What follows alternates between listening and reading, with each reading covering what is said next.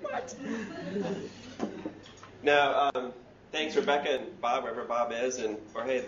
It's really kind of an honor to be here and presenting to this group. What I'd like to do today is just kind of describe kind of one aspect of the research that we've been working on for the last couple of years, and that is really kind of quantifying marine population connectivity at a couple different scales for a number of different species, and then exploring the spatial patterns in that connectivity and the implications for biodiversity and community ecology type questions.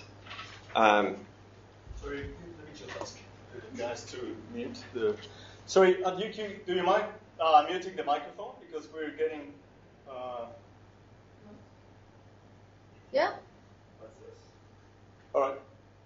That's good. You just cut them right off, didn't you? I don't mean just quiet. Thank you.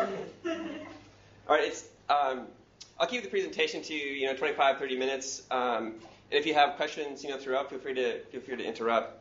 So I'll be talking about marine population connectivity, and I just find it's important to really kind of define and articulate what I mean by population connectivity. I think if you talk to population geneticists or conservationists or marine managers, phylogeographers, you have kind of this du jour of kind of connectivity ideas, and typically people have a particular species or a time scale or a spatial scale in mind. I think it's important to kind of clarify kind of where I'm coming from when I think about marine population connectivity.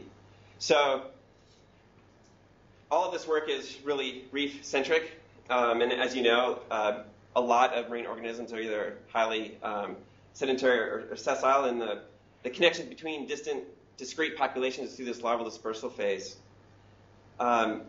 I like to think of this ecological process of marine connectivity or larval dispersal kind of occurring along a long continuum from those that kind of an ecological or demographically significant level all the way out to kind of evolutionary timescales. You can imagine even over, I guess, just the last couple of days thinking about connectivity and conservation. Primarily, I guess, we're concerned with this kind of closer spatial temporal scales and kind of ensuring that connections at that scale are kind of thought about and embedded in any type of marine conservation plan. But I think I'd argue that there's some rare or uncertain events kind of at that far end of the spectrum that will have significant implications for local scale kind of demographics and ecology. So when I think about marine population connectivity, I think about the entire, or larval dispersal, the entire kernel, if you will, including those events out at the edge of the tail, if you will, so rare or uncertain events. But again, you can kind of modify that in your own mind for those types of questions or systems that you're interested in. So there's been a lot of work, as most of you know, much more than I do, kind of the importance of this idea of population connectivity in marine systems. You can imagine it's important for metapopulation, meta-community dynamics, this connections between discrete populations, rescue effects. If you have a large disturbance event coming through, you need some sort of incoming larvae or individuals to recolonize. And we think of this connectivity process as kind of instilling some sort of resilience in a system. If it's highly connected and there's these pathways, the system of population will be a little bit more kind of resilient. And I think if you take a couple books off the shelf that deal with marine management at a variety of scales, international, federal, local, you have this idea of connectivity as being a real critical component. So I think essentially, the marine management community internationally is really kind of screening for information on connectivity. Unfortunately, I think there's a bit of a disconnect between what the marine management community thinks they want, or perhaps know what they want, and kind of the science and the tools and the technology that we have to actually kind of provide that, and kind of aligning the assumptions between what people need and what information is actually available. So kind of aligning the assumptions between the science, the needs, and the data is really kind of a big part of it. But at the end of the day, I think the marine management community is asking some very practical questions. At what scale should we be thinking about marine conservation for a particular species? What size, how far, how close should marine parks be based on this kind of idea of connectivity? and where and what spatial arrangement upstream or downstream. They're all very practical questions, and I think at the heart of a lot of these questions is the idea of connectivity, for better or worse.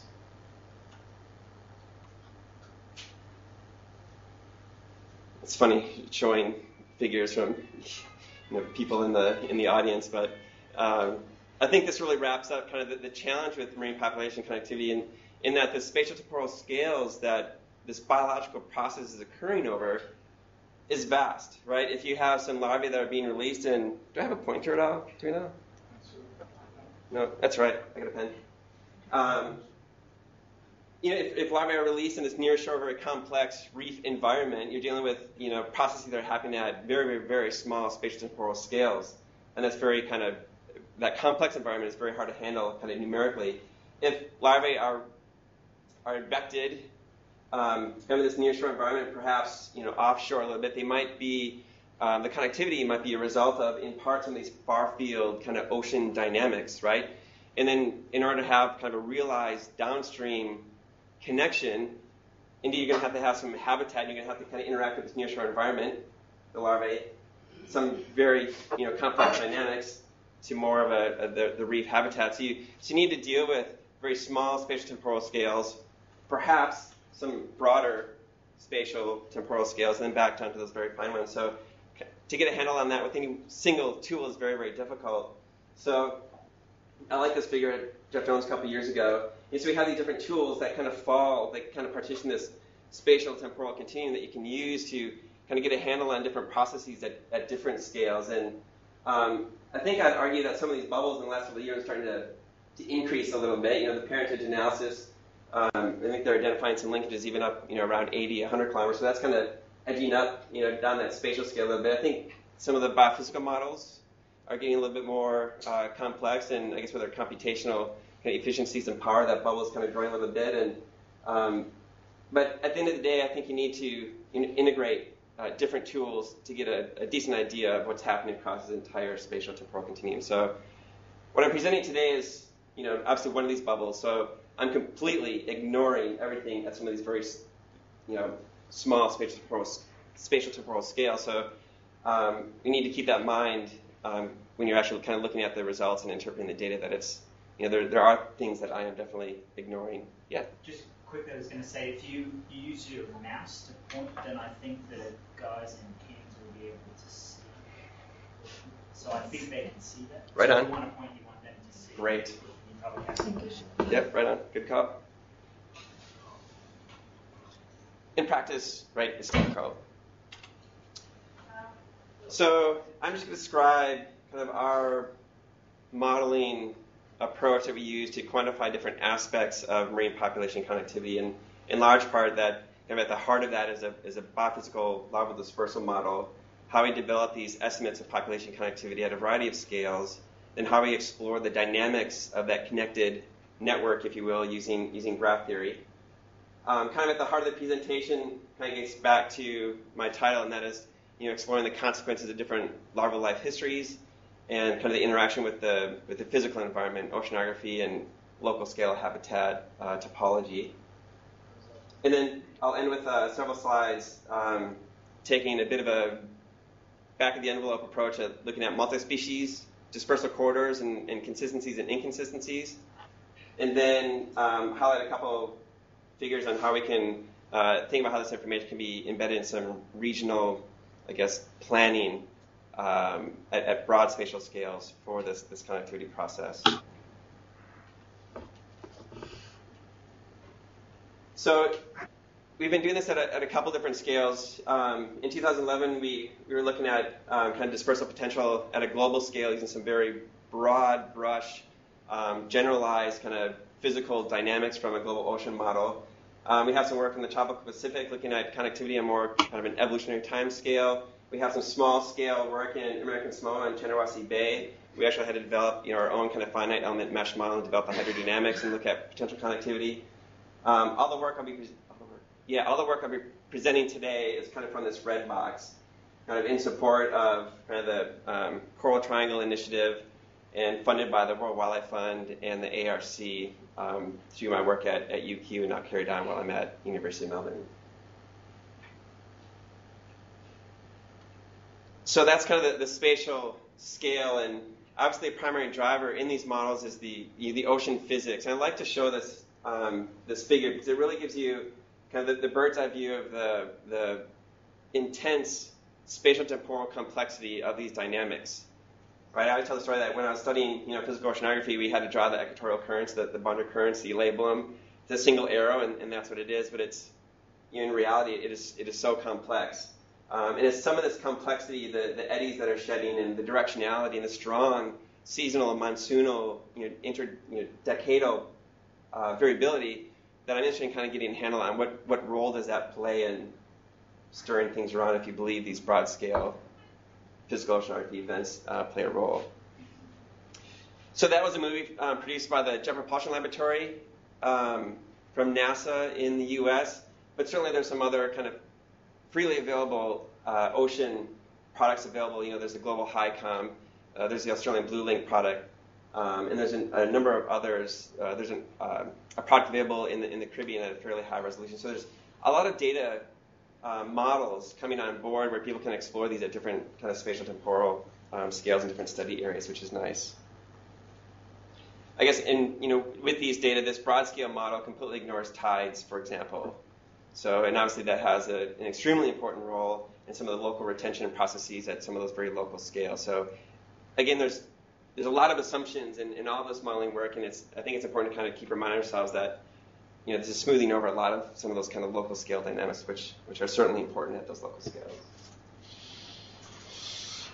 So essentially what we do is we take kind of this physical ocean data, ocean physics, the current velocities and temperature, and when you kind of strip away all the kind of the overhead code for running a model like this, it really comes down to just a couple fairly simplistic differential equations that you solve in space and time.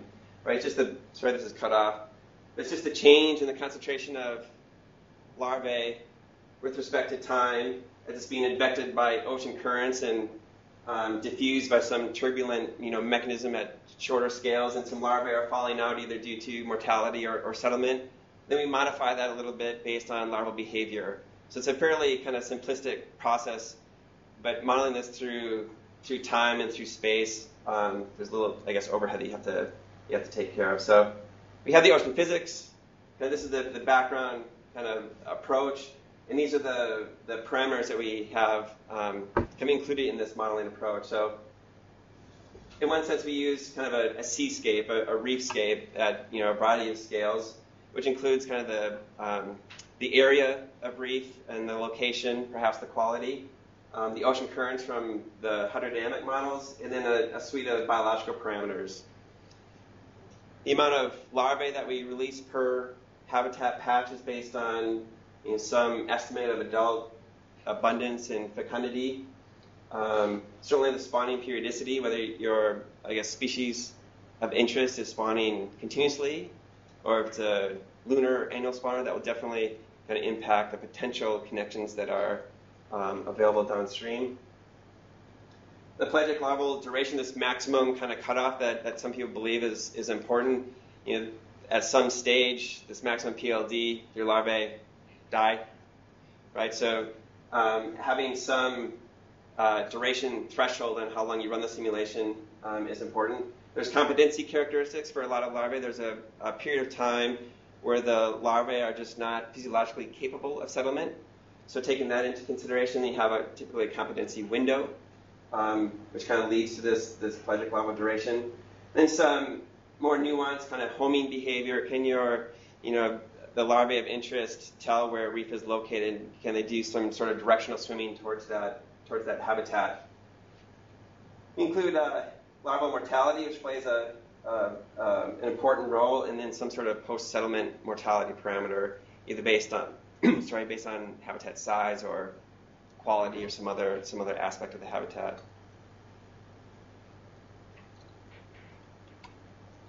So I should really slow this down a little bit because it's a little nauseating.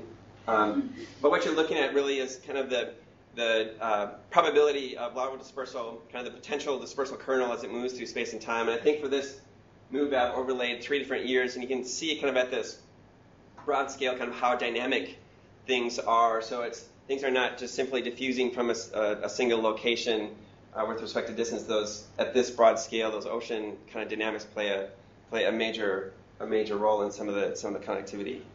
So essentially, we release this model is developed in MATLAB. We monitor all the downstream reefs. So you release larvae from one point, you monitor everything else downstream, you come up with a probability that larvae will go from point A to point B. We monitor the reefs through time, through the maximum PLD, if you will, and we develop this kind of connectivity matrix, or we map the dispersal kernel from every single potential source reef. I think at this scale we had a little bit more than 1,000 reef patches. So we had 1,000 by 1,000, source reef to destination reef matrix. You have the dispersal kernel. You can integrate that through time and just come up with a simple probability matrix. What's the likelihood that larvae will go from point A to point B? And that's really that kind of data structure, that connectivity matrix is really at the heart of everything else I'll talk about.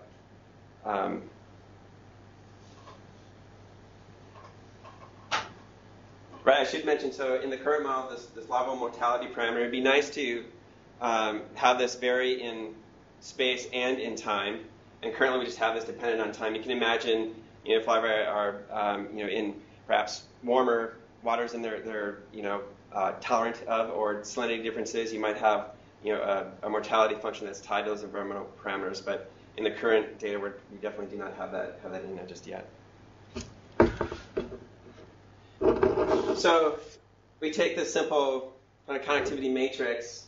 And what's nice is, right, we have a lat long for every source reef and every destination reef. So you can kind of plot that in space. And here I have, all the reefs of the region are mapped in red. And then I represent each kind of discrete reef patch as a node. And you can kind of size that node with respect to how much habitat it represents. You can take that connectivity matrix and just plot that using the centroids and come up with a prediction, if you will, of the population connectivity for a particular species. And of course, you can run a dispersal simulation for every season or year that you have data for to go with a species average, or you can look at kind of the temporal variability through time as well. But looking at this connectivity matrix, for me, kind of in space makes a lot of sense. I have a hard time making sense kind of looking at that kind of data structure.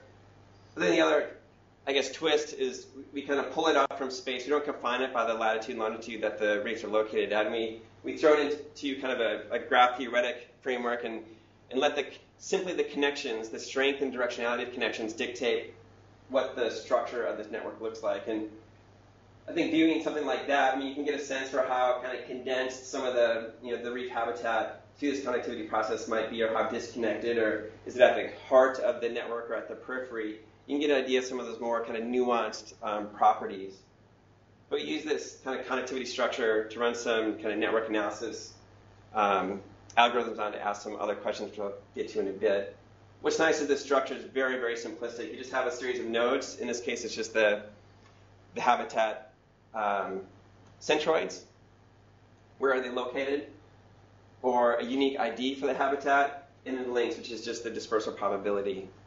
And of course, if you don't believe in all this, that's fine too, right? You can develop some dispersal hypotheses just based on Euclidean distance and some kind of decay function. So there's many ways to come up with a connectivity matrix, and you can still kind of take advantage of this kind of rich kind of literature and robust field of network analysis to explore some of those properties.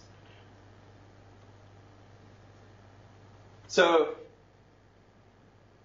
we do have the biophysical model. We come up with the connectivity predictions, if you will, and then we kind of dig into this kind of network science to harvest some useful algorithms to explore some of the properties in these networks. And people have been asking network-related questions for over 300 years. The random graph theory field. In the social sciences, they've been asking questions related to linkages between individuals and connectedness for a very, very long time. What's nice is that a lot of these fields are dealing with very, very, very large networks, so the algorithms are ultra efficient. So you can ask them fairly complex, nuanced questions on a network of 1,000 by 1,000, and you have answers pretty much instantaneously. But of course, we've been using kind of network ideas in ecology for quite some time as well. Food webs and flow of energy. We've been thinking about it, analyzing the movement of animals through a landscape or seascape, and perhaps a little bit more recently, using kind of this network analysis to look at kind of the spatial structure of habitat patches and movement and dispersal between those patches. So kind of taking advantage of this field, if you will, has been fruitful, I think. So this is my kind of only background slide on graph theory, but if you haven't kind of thought about it or looked at much of the literature, it's at a very kind of broad brush overview. It's fairly simplistic, which is quite nice, or intuitive, I guess. So nodes could be anything from an individual, a particular population, whatever that is, or individual discrete habitat patch, and then the link for that network is some sort of just functional connection, distance, dispersal. It could be binary. There's a functional connection is there or it's not, or it can have some sort of weight or directionality. So, and of course you can kind of capture all that information in just connectivity matrix, if you will. So we can use network analysis to ask questions about the pathways of flow through that network, bottlenecks, bridges, the community structure. Asking questions about how central an individual reef or population might be, and the like. So we kind of cast this into this network world, come up with some evaluation criteria for an individual patch, and we can plot that back out in space and see how that can help, I guess, us understand what's happening across the seascape. Okay, I lied. So people have been thinking about this using graph network structures of habitats for a little while. In the upper right is analysis of salmon habitat in California and the impact of bridges or removing nodes or populations. Dean Urban's work in the Southwest U.S. looking at the spotted owl habitat on the Sky Islands, and this is a little analysis done in the Southeast U.S., the Piedmont Forest of the Carolinas, looking at the dispersal of a little forest bird between habitat patches and looking at dispersal corridors and some betweenness measures, and then kind of the tropical Pacific seascapey type upstream, downstream questions from a couple years ago. So asking questions about sourcing, pathways, stepping stones, resilience, or kind of at the opposite end of this kind of connectivity ideas, where are the barriers? Where is the no connectivity? Or where is there connectivity for only one species or one season or single events? We're trying to get an idea of the permeability of some of these pathways.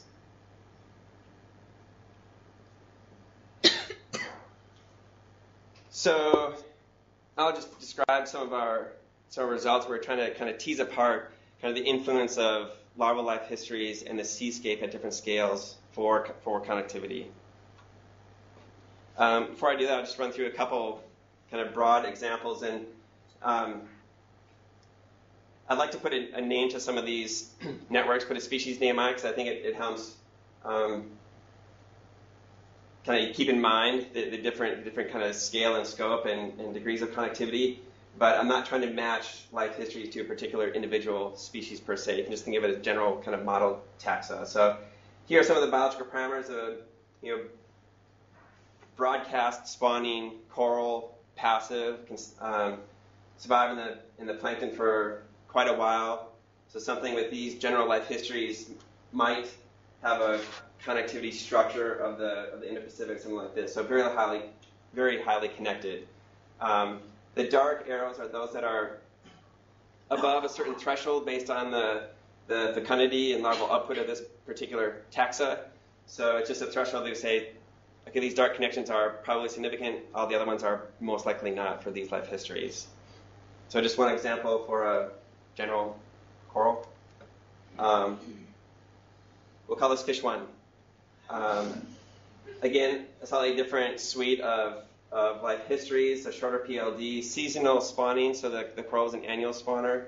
So again, similar patterns. I think if you kind of step back and say, well, I guess it makes sense for some of these dispersal corridors, nothing really new. They're following kind of broad scale ocean currents.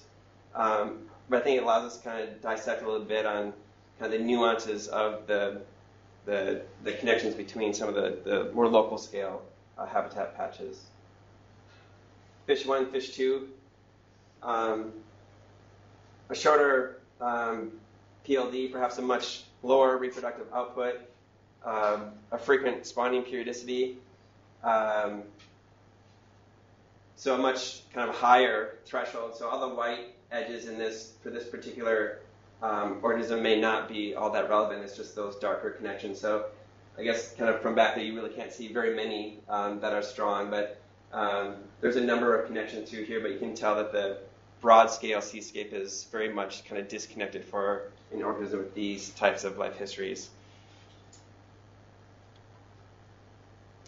So here I was just trying to get an idea of, for this 3 example organisms, what the kind of the spatial, temporal scales of interest might be. And it turns out if you look at, a coral or fish 1, fish 2, everything of interest, all the strong connections, all the strong connectivity is happening on an order of 5 to 10 days, no matter what the maximum pelagic larval duration is. And all the strong connections are happening within 20 to 80 kilometers. And that's, I think, when I first looked at this, I thought that was pretty crazy because I'm using these broad scale, right, ocean dynamics, some generalized species parameters, and yet, even though some of the potential connections are long, if you look at the threshold based on the larval or the species life histories, everything of interest, all those strong connections are happening at very, very localized kind of spatial temporal scales, 20 to 80, 88 kilometers for these 3 examples. So, I was pushed to, plot up, what is the dispersal kernel. I'm always pushed to do that. You want to see the dispersal kernel, right? So the connection probability with distance, and across all of those 3 examples, every connection is a point in this plot, and trying to fit that to negative exponential. You can just see from even back there that all the strong connections are very, very localized, but yet there's a lot of variability. So it's a bit of a messy business. At the end of the day, I'm not sure how useful this is, but I'm pushed. So we do have a list of different suites of life history characteristics. So modifying, you tend to take a sensitivity analysis approach to the larval life history. So, grabbing a particular PLD, a mortality, pre-competency, competency period, etc., and assembling those in a couple different, or many different combinations to come up with an estimate of what the connectivity might be for that particular suite of species, and then taking all those data and saying, okay, what drives this broad scale patterns that we see? And first, how can you quantify, put a number on that and a number on that, and then say, what are the larval life histories that allow that but not that, or vice versa? So trying to tease apart the consequences of life histories and the physical oceanography. So at one end of the spectrum is kind of focusing on an individual patch, right? So asking what drives self-recruitment and what drives local retention. And I guess in some sense they're very similar ideas, but you calculate them in very different ways, right? So self-recruitment is of all those that settle to a habitat, so all those incoming edges you can think of as incoming larvae basically. So it's all those that settle, what proportion came from that habitat patch, right? So that's a proportion of settlers is self-recruitment, in my mind. Local retention is something a little bit different. Local retention refers to just this red bit here. Of all those larvae that are released at a particular site, what's the proportion of those that are released that actually stick around? Okay, so, and I think in the literature, I think a lot of this kind of goes back and forth, and this is how I view it. So, kind of 2 different definitions of kind of local connectivity, if you will, and asking, what role through the sensitivity analysis approach, what role does PLD, mortality, homing, etc., play in the level of self-recruitment or local retention? And kind of across the board for self-recruitment, it really depends on local scale, kind of habitat characteristics. How many upstream sources are there, and what's the kind of spatial structure of your of the patch of interest? Local oceanography and local and upstream habitat. Local retention, on the other hand, again, that's the red arrows. right? How do you get a lot of those larvae to stay close to that original kind of reef? And that comes down to, with this modeling sensitivity framework analysis, to be determined by larval competency and larval homing, so those strong kind of biological parameters that allow or enable larvae to stay close. So that's local. Take a step back to the entire seascape. One challenge was putting a single number on each one of those kind of iterations. So we use a number of different definitions of seascape connectivity, everything from the total number of connections, the median distance within a particular simulation, maximum length, the total larvae settling, the number or size of the largest cluster, and across all of these different definitions, I think we had 6 or 8. In the end, it came out to these 3 parameters that really govern kind of that spatial broad-scale seascape structure of connectivity. It comes down to migration rate threshold is really related to the fecundity and abundance of the larval output of a particular taxa of interest. So reproductive output, the maximum length of the larval duration or the pelagic stage, and then larval mortality. So I think those 3 really govern kind of that broad-scale seascape level connectivity. I think PLD is interesting. There's been a bit of a debate, and maybe it's kind of dying down now in the last couple of years, on the role that PLD has in using PLD as a proxy for dispersal potential. And that's always kind of intriguing, because I think intuitively you think the longer you can last in the plankton, the longer or farther you can go. I think it's very intuitive, and I'd like to believe that in some sense.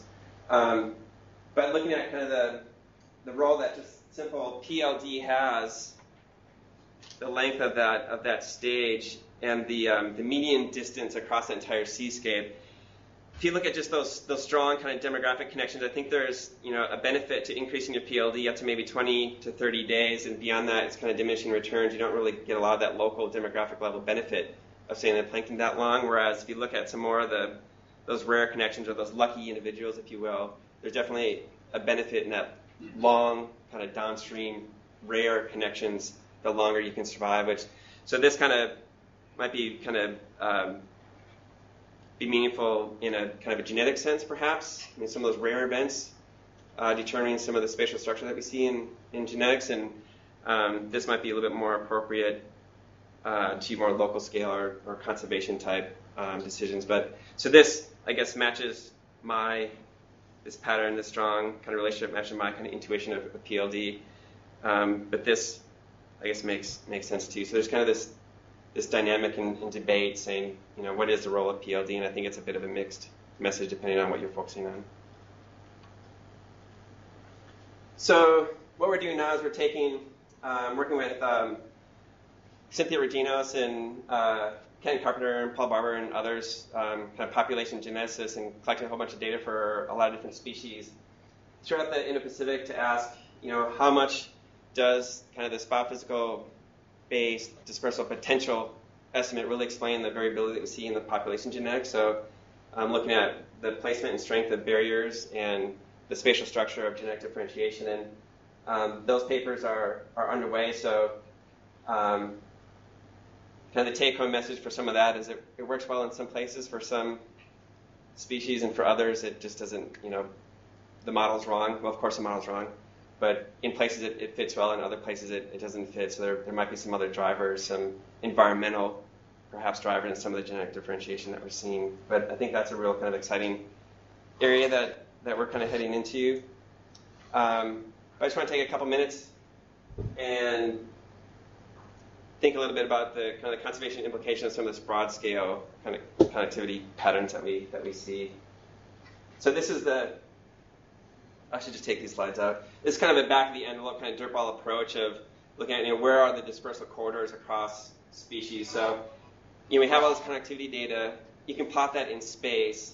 You can put a moving window over and say what's the density of larval connections or of connectivity across the area, and kind of make a map on where those connections are. And I think we see some intuitive. These are flowing along the the equatorial currents, and people have published this in books decades ago, right? So it's nothing new, but it's nice the model that we developed just comes out with some of that. But you can also see things that don't make sense, right? Like this through here. That's an artifact of the model. The model's wrong. The model has a very hard time parameterizing friction through the torus strait. The velocity through there are just way too great, so that those dynamics just, it's false. It doesn't really happen. But you have some other kind of interesting patterns, I think. Some connectivity between Timor-Leste and the Kimberleys, perhaps, and some perhaps barriers through here. So it's kind of fun, but the value I'm not entirely sure. If you move that scale and just look at the strong demographic connections, so only those connections that are really quite strong between habitat, you have a little bit of a different picture. So you can see kind of different hubs of highly connected areas or barriers in a more, I guess, demographic sense. So that was kind of one look at the big kind of spatial picture of dispersal corridors and barriers for a couple different species. But then kind of sitting back, we're thinking, well, who cares, kind of? And we kind of wanted to, talking to some of the people in the Coral Triangle Initiative, people are interested in knowing kind of who's upstream and who's downstream, and not necessarily kind of who's upstream and downstream, but what are the strength and the directionality and kind of the centrality and kind of the network structure. So what we did is we kind of intersected the kind of the biological kind of species level connectivity matrices with some of these. These are the ecoregions, and said, what's the ecological connectivity between these management units, if you will. So you can kind of plot those out. So I've only plotted the strongest connection. You have a weight and direction, among all these different boundaries, but it kind of gives you a sense of, what the ecological structure of management units might be for that area. And I colored them based on their centrality or how central they are in kind of time flow throughout the network. And so the Papua ecoregion comes out as being important as kind of tying together different aspects of this network. The seascapes by Ali Green and others are also used, in the area, so we kind of intersected that and did the same type of thing. And again, this kind of bird's head region comes out as being important as kind of tying that network together. And we did this for a number of species and get slightly different answers. And at least you can kind of look at, kind of that spatial structure of ecological connectivity among management units, which could be helpful, maybe. So, right, in the end, I think we're trying to convince ourselves, perhaps, that kind of important factors in seascape-wide connectivity might be the reproductive output of a particular taxa of interest or species, the mortality rate, and the maximum length of that pelagic larval stage. But then at local scales, it's much more of a larval kind of behavior, kind of local oceanography, local habitat kind of drivers in some of those patterns. So it's funny, last night I was reviewing this presentation, we just spent 3 days talking about connectivity in marine management, and we just said, okay, I'm not sure how useful that is, but so, how far should reserves be? I don't know, close-ish, 20, 50, 80, depends on your taxa, the geography. I think at the end of the day, it's species and habitat specific or context specific. If you're looking at some unenclosed bay, it might be one thing. If you're looking at the linear coastline of California, it might be something else. But in my mind, using just a simple Euclidean distance threshold is convenient, but whether you're capturing kind of the impact of ocean currents on that dispersal kernel, I'm not so sure. So, yeah, I don't know, close-ish. And I think just based on this huge impact that reproductive output has on both local and downstream connectivity, that's comforting to me in some sense, in that if you do have some effective local protection, just by protecting the local population, I think you can argue that the adult population is healthy, maybe more fecund. There's more larvae being released. It's more source-like, and you're kind of ensuring you have some downstream connection. So that, to me, I guess, is a little bit comforting. And I think it's nice to know who your ecological neighbor is in kind of a management sense, or funding regional conservation initiatives, who's upstream, who's downstream, and what are the strength of those connections. Right, so a lot of the work was funded by the ARC and WWF, and working with Paul Barber and Kent Carpenter and others on an NSF grant. And So now I'm in Steve's lab at University of Melbourne. Most of this work was developed working with Cynthia and Hugh and some fellows at Duke University and Stu and others. So with that, I'll thank you and take any questions.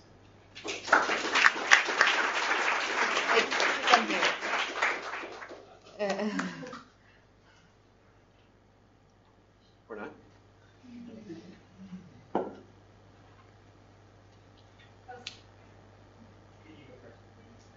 I was looking to your coral connectivity and biological parameters you use for the corals. One of the things that me, Sean, and Andrea have been working on is how all that confidence dynamics works.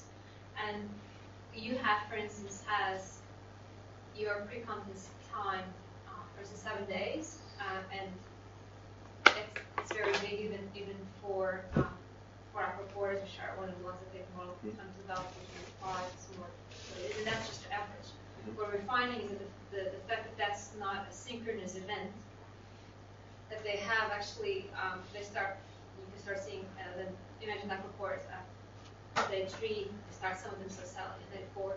So that's a synchrony in the cycle actually makes us predict a much higher self-recruitment than projections if we just made a cut. Yep.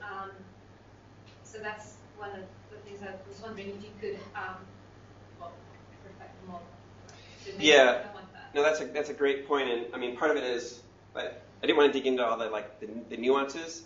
So right, I think you're right that a lot of people will kind of model that process as a step function, and I guess the way that we've implemented is using kind of a gamma cumulative distribution function. So there's some that are certainly very early, and I would say 3 or 5 days, but that's really just kind of that inflection point. So it's depending on the shape of that, and so we have the ability to kind of modify that distribution around some probable. So you make the rules. Yeah, right. And you're right. There are strong differences, especially with local scale, on where that falls and the steepness of that curve. But I guess I didn't mention that, and you're right that there's some strong kind of implications of that slope and point for sure. And also another thing, it's like the pelagic larval duration, and a lot of times it can be alive with confidence, so in one case they lose competency too, but I guess you can consider pelagic larval duration until they remain competent, right? So that's right, fine. Right. They can stay competent for 4 or 5 months. For these corals, I know. So it's, so just to kind of, so what the idea we're getting a bit is like they really self-recruit a lot, but then they might be able to, if they get dispersed, they might be able to travel very far, although there's a lot more intelligence. Yeah, it's a bit of a dilution game, and the likelihood of coming across some habitat. I agree. As you know, then it's very computationally expensive to run things out and tracking, and then the numerical error and stuff like that. But no, I completely agree. So in that sense, these data would not be kind of appropriate for. They're very specific. Yeah, for sure. Yeah, it's a good point. Yeah, I agree with that last comment. Your general coral was a spawner with dispersal theory. For brooders, there's quite a lot of evidence, genetic and stock-recruitment relationship evidence that shows that individual reefs on the GBR are associated with brooding coral. So their dispersal capacity is 10, 15 kilometers. Right. And I don't think your model got down to that level of detail. I have a specific question. One of your maps showed discontinuity and connectivity, I call it a third of the way along the barrier. What's going on there? Well, first of all, what feature of your model causes that? And I guess secondly, is it really true? Because I'm not really. This is the map that you're looking at, one of these, like that? Yeah, so there's 2 things. One, I think, is some reality, and the other's an artifact of how I'm showing things. So, I mean, you do have the bifurcating current coming in there, and I think you do have some sort of hydrodynamic differences caused by and I might be wrong, but kind of looking at some maps of the currents, that you do have some currents kind of flowing north and south through here, at least in the ROMs. And what's showing here is that I broke up the GBR. So I don't believe that, at the end of the day, I don't believe the data for the GBR, because it's a continuous reef system. Defining discrete entities is very, very difficult at that broad spatial scale. So what I did is I kind of broke that up, and because I have just 1, 2, 3 nodes here, the density created off of the edges coming off those nodes kind of don't adequately represent some of those connections. So in the end, I thought there was some kind of hydrodynamic realism in the data that we're using to show that some of the currents are kind of splitting there, but the way that we're visualizing it here, summarizing in a node kind of level, does not kind of accurately represent the spatial patterns. And I guess with the brooding coral, I think an approach like this at this broad scale is a bit ridiculous, isn't it? I mean, I don't know. I mean, they do tend to develop very fast as they develop very fast as Terry said. So they of course will tend to suffer fruit a lot, but if they do get dispersed, people say that because a lot of the brooders, the larvae have this mentality, they may also persist longer in the water column than the broadcast one. So there's but they are, genetic studies do say that they are much less connected than broadcast one. So I can believe that long shore is not that far off, given the way in which you visualise it. So you've got those nodes, and I think what you're saying is that when you get north of Blizzard Island, go round the bend in the Princess Charlotte Bay, you've got northward flowing currents, and you've got presumably local self-recruitment and things from there tend to go north rather than south. That probably fits the physical geography and current pattern along the coast. When you come further south, however, you have a network diagram that follows this, I think, that connects the northern and southern barrier reef through the Coral Sea. And I do think the connections sideways between the Coral Sea and the GBR are overestimated. We've done a lot of looking in the Coral Sea for fish larvae, and it's a desert. All right. And that's partly because I think of what we know about the behaviour of fish. I think they actively home and stay on the shell. I completely agree. So, I just look at 3 general kind of strategies, right? So, I mean, if you kind of tune the model to that particular suite of life histories, you might get a different picture. And as you dial up the strength of homing and decrease the length of the pre-competency period, they all stay there. They're all right. They're all going to, a large proportion is going to stay local. But if you believe that some might not, right? Maybe 60% say there's still 40% that's going to be potentially vectored off, and where they might go in some window, I think is still some interest. So yeah, I agree. There's definitely nuances that probably don't fit a particular taxa or species of interest. And again, we're just looking. I was just using the ROMs product. We're exploring similar patterns to look at what happens if we use HICOM. The 112th degree versus the 125th degree HICOM. Different spatial resolutions, different ways of solving that ocean physics. Are you going to come up with different answers? Hopefully you don't, but no doubt you will in some places, right, through the Torres Strait. So yeah, there's a lot of uncertainty, and I'm cutting corners in a lot of places, but I think at a broad scale, I feel comfortable saying that most of the patterns I think are somewhat believable. One of the distinctions that's important, more from a management perspective, maybe is whether it's a demographic connectivity or a genetic connectivity. Is it going to help sustain those populations or not? And you talked a lot about strong connectivity versus weak. So does strong connectivity equal, in your estimate, a demographic connectivity or not? Or are you in the process of ground truthing what it means? Okay, so there's a couple different issues there. demographic connectivity, I think to answer that properly, you'd have to define what that is, right? Are you saying, you know... It's to stop recruitment significantly.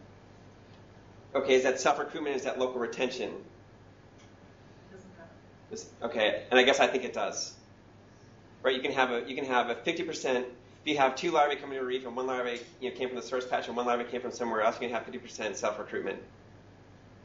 As I think of self-recruitment, you can have a local retention of 1 out of how many millions of larvae actually left. So I think there's nuances on how you define that.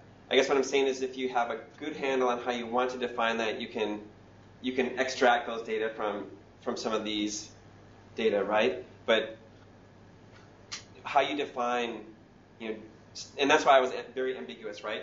It definitely depends on how you define demographically significant. Is it one immigrant for your population? Some geneticists think on terms like that, which is genetically significant, that it will homogenize the genetic structure. Perhaps you need to put it in terms of replacement rate, balancing mortality at that habitat patch. Maybe you have to balance. Maybe it's a threshold to overcome local mortality in a patch, and to me that makes sense, right? But then you need some estimate on local mortality, which I'll be guessing at again, right? So that's one non-answer to your question. The second bit is like ground truthing, and like the hairs always stand up on the back of my head when I think about ground truthing, because I don't think you can ground truth a model like this. Like I'm looking at some sort of emergent properties. The physics have been validated, but it doesn't hold everywhere, right? If you look at the Argos drifter tracks and you try to release a particle in the model at the same exact time, you're never going to nail that track through time. Because it's a rare event. We're looking at probabilities. It's just not going to happen. You come close with the scale of dispersal and dispersion, perhaps, but you're not going to nail the exact pattern. Given that, there's a lot of uncertainty in all the biological parameters. We don't know what's driving, post-element mortality. I'm completely guessing at the reproductive output, right? I don't think you can validate, in a true sense, some of these predictions, but I still think there's value in looking at the emergent properties and the spatial patterns and thinking about what are the implications if you increase the reproductive output, what happens, or if mortality is tied to temperature or OA or something like that, what are the implications? Or if the bird's head, if all the oil and gas industry, blows up, what's that going to do to the, or how does this influence spatial patterns in, diversity? I think there's still some value in that, but I don't pretend, for a second that it's believable at all places at all times. I mean, all these models, they're all wrong in some sense, but I still think, right? I mean, people said it before. There's still some use in looking at it. Yeah. I'd like to see less ecology research. I guess that's going from model, but you're answering questions that people are asking, and you're answering issues that are quite important. And the reason that your models might not be accurately reflecting reality is not through lack of trying or lack of effort or laziness on your part, because either the scale at which you're asking these questions is incredibly large and the data's not that great, or there's a bunch of biological parameters which certain other people in the room might have tried hard to prioritize. Nice work. No, I feel like this is a really useful way of pointing out gaps in what we know and the difference between what we would like to answer, the questions we'd like to answer and the data we have. Yeah, I would follow that up. When you said a moment ago you can't actually ground truth your model with Argo, well, in fact, around Australia, there is a 10-kilometre resolved model, BlueLink, that is operational in near real time. It is assimilating altimetry data, and in fact, you can see the Argo tracks go very well around the predictions of the model. And inside that now, for the area from the New South Wales border to Papua New Guinea, there is an e-reefs model, which is a 4-kilometre and 1-kilometre resolution of a fully paraclitic model with tides and all the atmospheric forces. It's doing an extraordinarily good job in near real time of predicting the realistic hydrodynamics And I think there's not enough awareness in the academic community of these tools that more and more people get to use them. Like the blue link and... Well, and now the nested e-reefs, which is down Yeah. 1 kilometre, but for Yeah, a domain that is from Papua New Guinea to half the Coral Sea to the New South Wales Yeah. border. Yeah. No, I agree. I mean, that would be, yeah. As one of the GBI managers sort of interested in this stuff and actually having looked at some great presentations, so thank you for that, Eric. I note sort of Terry's point before, the kind of thing that Terry was pointing out there, these are the sort of things that as managers sort of go, well, we need to know about this sort of stuff. So the eco-region stuff, looking at there may well be a difference between northern GBS and GBR. I mean, all those sort of things are important considerations for us. It's more a remark. I mean, my comment was really targeted on the kind of list of questions that you had there, or why this might be important for managers, and that sort of debate about is it 10 kilometres apart for each spatial reserve versus another. In the end of it, I think in the GBR anyway, that's probably done and dusted. We've already got this network, so it's probably a really important question for places like the Coral Triangle. I was thinking down the bottom of your list is probably what's really important to us, understanding are there major barriers between particular areas from a connectivity perspective. What suite of species should we be looking at to try and understand these connectivity patterns, and probably sort of holy grail territory of the reefs that we've currently got protected, which are the most important of those from a sort of sink or source perspective. I mean, certainly I've been talking with Carlo, Hock, and people in Cyro and others about how we might use this to try and target other protection measures. But that stuff is this. So again, maybe to echo the comment from behind me and Peggy's comment, this is really important stuff. Don't be apologetic about what's there. But the more we can be exposed as managers to where we're up to right now, the better. Yeah, I guess my concern is making sure that when I present this to managers or talk to managers, that there's some dialogue that's happening about all the assumptions I'm making in the pros and cons. Right? I think that I was talking about kind of aligning assumptions, not only between kind of communicating the results to people who are interested in it, but also like when you sit down with the geneticists, you want to slap these data together. The genetics is great, but that's also based on models of mutation rates and equilibrium in sample size or population size. So everything has the nuances, kind of aligning those and really kind of talking about them, making sure that we're comfortable with the shortcuts that we have to make.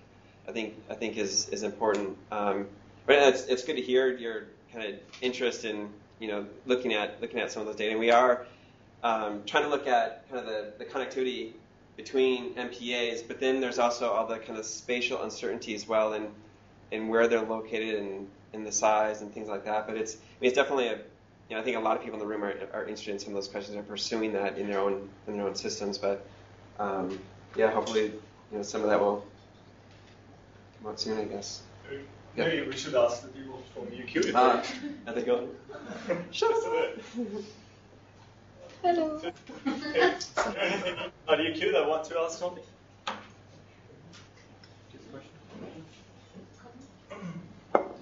Derek, it was great. We miss you at UQ. Yeah. Same. I don't know where to look. Oh dear. All right. Good comment. So if there are no more questions, we'll just join in thanking Eric for talking. All right. Thank you.